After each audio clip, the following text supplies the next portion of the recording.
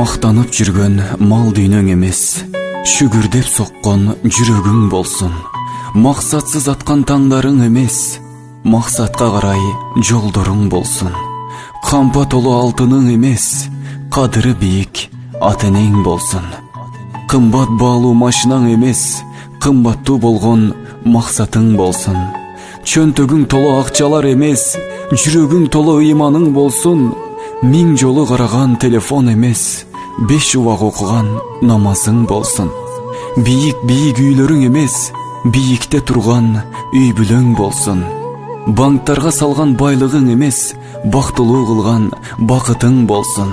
Күнөөгө толгон жүрөгүң эмес, күнөөсүз өткөн күндөрүң болсун. Пайдасыз өткөн түндөрүң эмес, пайдалуу өткөн күндөрүң болсун.